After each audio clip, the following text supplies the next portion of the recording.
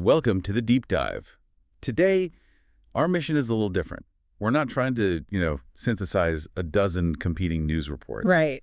We're doing a forensic analysis. We're taking one single crucial document and pulling it apart to see what it really means. And it's a huge one. We are looking at a press release that just landed, issued by the permanent representative of the Kingdom of Cambodia to the UN, Keo Chhea. It's dated December 10th, 2025. And this isn't just some angry letter. You were saying this is a formal move. It's absolutely a formal move. This is Cambodia activating international security protocols at the highest level. So the core of it's a distress signal, right? Yeah. Cambodia is formally asking the UN Security Council to step in and take decisive action. Exactly. Against what they call illegal armed aggression by the Thai armed forces. No. They say it started on December 7th, and this is the key part, that it's still going on unabated. And the way they sent this message, that's also significant. Hugely significant. It wasn't just, sent out generally. It was addressed directly to the president of the UNSC, who at the time was H.E. Samuel Hubogar of Slovenia. Okay, and what does that signal? It signals urgency. It's a way of bypassing the slower channels and telling the president, you need to bring this to the full council now. It's Cambodia pulling the emergency brake on the world stage. All right, let's unpack that timeline then. The document lays out some very specific times.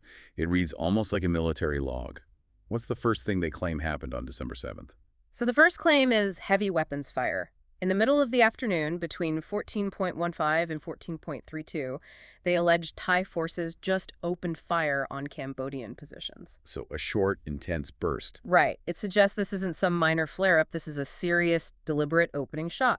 And that was just the start of it for that day? It seems so, yeah. That was just the prelude. The document then establishes a pattern. It came back that night. It did, much more intensely. Between 20.02 and 20.50, so for nearly an hour, they claim numerous mortar rounds were fired at multiple Cambodian locations. So you have this daylight attack with heavy weapons and then a sustained mortar attack at night. Exactly. It paints a picture of a deliberate, repeated engagement, not some kind of accident. And this is where the diplomatic strategy really starts to show itself, because the next day, they don't just allege it continued, it got much, much worse. It escalated dramatically. Starting at 05.04 on December 8th, the document alleges a full-scale assault. I mean, we're talking mortars, tanks, heavy artillery. Okay, so major ground forces. Ground forces supported by drones and even warplanes. That kind of combined arms operation suggests significant scale and coordination. But there's one detail in there that just leaps off the page, the one that changes the whole legal game. The toxic smoke. Yeah. What on earth does that mean in this context? Well, that phrase is highly inflammatory and legally very serious. Now, it could be ambiguous. Maybe they mean tear gas. But by using the words toxic smoke in an appeal to the UNSC, it immediately raises the possibility of chemical weapons. It raises the specter of it, yes. You're suddenly talking about potential violations of the Geneva Protocol of 1925. So even if it's later disproven, just making that claim puts immense pressure on the Security Council to investigate. And where did all this happen? Where were these alleged attacks taking place? The initial targets were concentrated along the border. They specifically named Preah Vihear and Odar Minchi provinces. But the severity of the weaponry, it frames this as an invasion, not just a border skirmish. Let's talk about the language they used to frame this for the UN. It's very carefully chosen, isn't it? Oh, absolutely. It's aimed squarely at international humanitarian law. They call the operation brutal and indiscriminate. That's a term with specific legal meaning. It is. And they add that it showed a blatant disregard of civilian lives and a total disrespect of international humanitarian norms. So they're shifting the argument from who owns the land to how the fight is being conducted. Which makes it much easier for the international community to step in. Precisely. And if we connect this to the bigger picture, the claims get even more serious when you look at who they allege was being targeted. Right, because they say it wasn't just military positions on the borderline. Not at all. This is where they move from the battlefield to the courtroom, so to speak. The document claims the attack spread into non-combat, civilian zones in 3 more provinces. Banteay Meanchey, Pursat, and Kampong Speu. I mean, those are areas deep inside Cambodia. They are, and the claimed results are, well, they're tragic. The document lists numerous deaths and injuries to innocent civilians, plus massive destruction of homes and public infrastructure. And then there's the one target that is designed to cause international outrage. The Temple of Preah Vihear. A protected national heritage monument. This isn't just military law.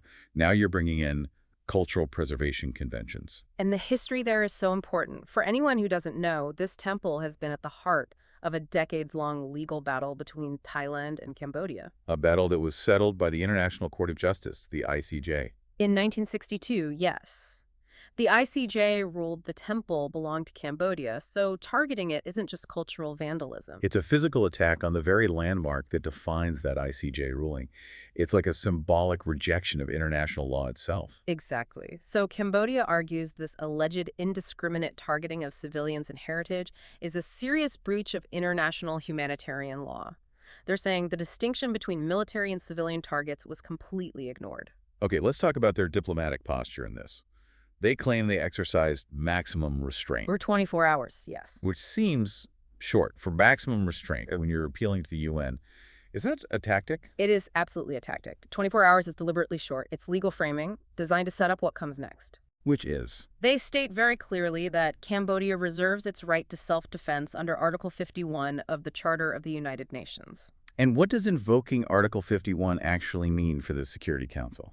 It's a direct challenge. Article 51 is the inherent right to self-defense if an armed attack occurs. So Cambodia is saying, we were attacked, we waited a day.